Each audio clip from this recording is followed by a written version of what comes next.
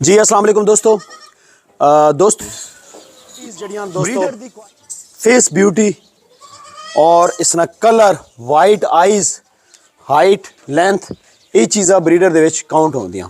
ठीक है, चार दंद ब्रीडर जनाब। ठीक है, चार दंद ब्रीडर भाईजान।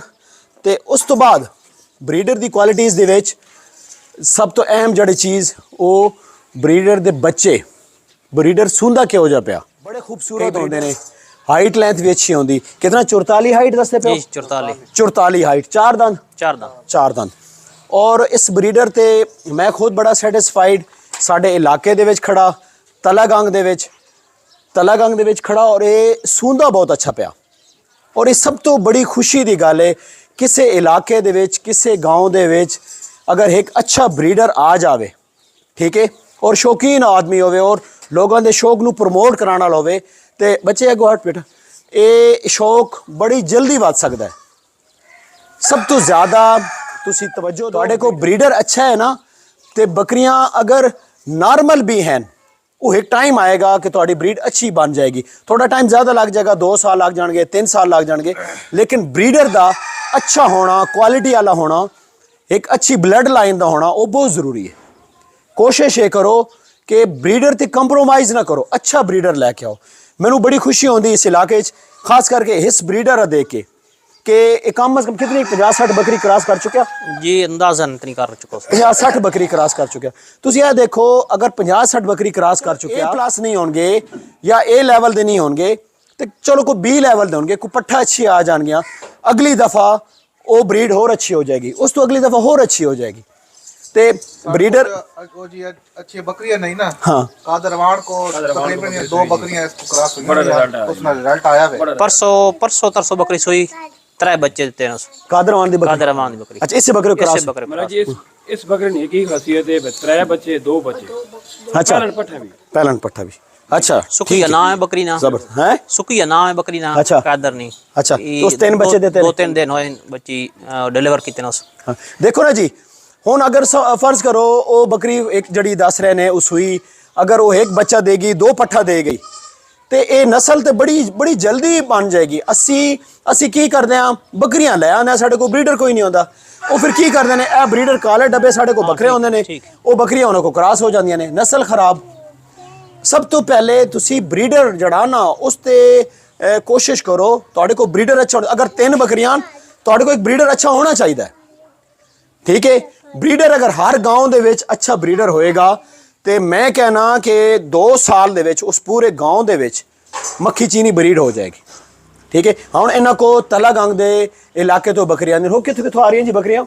शेर खान पगवाल तो साढ़े जनाब दोस्त ने शेर खान मुल्तान खुर्द क्रॉस होईयां जनाब इसनी बकरियां। अच्छा, उन्होंने पिछले रब्ता किया, बड़े खुश है जनाब। अच्छा जी हाँ, मुल्तान खुर्द 3-4 बकरियां क्रॉस हो गई। और मैं यकीन करो जी थोड़ा बड़ा मशहूर हाँ कि स्पेशल इस गल तो कि जेड़ा भी बकरी ले आना ते तुसी बकरा दे रहे हो। हालांकि इस तरह होना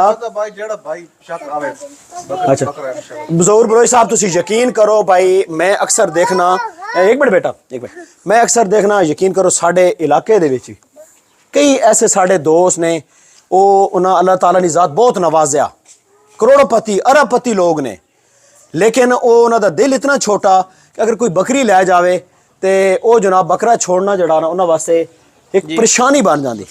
यार मैं तुहानू दसना, मेरी गल सुनो, मैं एक अनपढ़ जा बंदा, कोई इतना ज़्यादा पढ़ा लिखा नहीं हाँ। ये सदका जारिया है। अगर तुसी एक बकरा किसी नू देंदे हो, उहदा शौक पूरा हो जाता है, वो तुहानू दुआ देंदा है, उन्होंने अगर उहदे चों फायदा होंदा है दुध ने हिसाब ना, गोश्त ने हिसाब ना, उन्होंने जानवरों के बच्चे का अगर कोई सदका कर देंदा है तो वो तुहानू भी सवाब होएगा। समझ आई?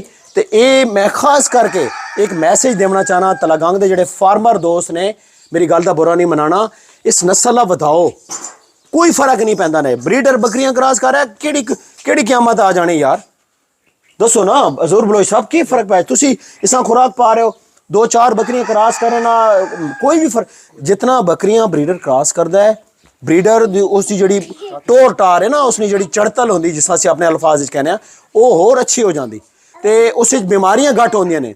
जेडे ब्रीडर बकरियां क्रॉस नहीं करते, एक ही जगह ते बधे रहंदे ने, वो स्टक हो जाते हैं भाई जी, उन्हें बीमारियां ज़्यादा आंदियां ने। इस वास्ते इस शौक का वधाने वास्ते भाई जी साडा साथ दो, ठीक है। मैं तक बकरी को नहीं बेचनी तेरा, मैं बकरे बेचने। मेरा तो शौक है यार कि एक बड़ा प्यारा जा खूबसूरत शौक है मक्खी चीने का, ठीक है। एक्चुअल बहावल नगर दी नस्ल है तो असी इस चीज़ प्रमोट करने की कोशिश कर रहे हैं। जाहिद भाई इसने सिंह भी विच टच करने पैने ना, थोड़ी मौसम थोड़ी हिसाब है। हाँ इससे नहीं, इन्हें जानवरों ना बहुत ख्याल रखा करो। हाँ इन्होंने जुबान को नहीं, इन्हें कोई नहीं दसना ना, इन्हें कोई नहीं दसना। तो इस वास्ते दोस्तों मेरी गुजारिश है, मैं थोड़ा छोटा भाई हाँ, अजीज हाँ, मेरी गल का बुरा ना मनाया करो, ब्रीडर दिया करो। खासकर ये मेरे तलगांग के दोस्त हैं ना, फार्मर हजरात, ब्रीडर दे दिया करो। कोई गल नहीं यार, किसी का शौक बच जाएगा। असी गरीब जे इलाके के लोग हाँ, साढ़े को कोई अगर अच्छी नस्ल की बकरियां आ गई, किसी को फायदा हो जाएगा है जी। तो आनू तो रब ने बहुत नवाजा ना, तुम बकरी चो ही कमाना, होर भी थोड़े बड़े बिजनेस हैं, कारोबार हैं। तो मेहरबानी जनाब मेरी गल का बुरा नहीं मनाना। तो अगर बहुत चंगा बकरा नहीं छोड़ सकते ना भाईजान, तो फिर इस तरह करो कि एक थोड़ा जिहा दरमियाना लेवल का बकरा रखो, वो छोड़ दिया करो बकरी ते, लेकिन बकरा लाजमी दिया करो बकरियां वास्ते। बहुत शुक्रिया जी। वीडियो अच्छी लगी लाइक शेयर ज़रूर करना, कोई गल बुरी लगे माफ़ करना। तो मिलते हैं नेक्स्ट खूबसूरत जी वीडियो ना। अल्लाह हाफिज़।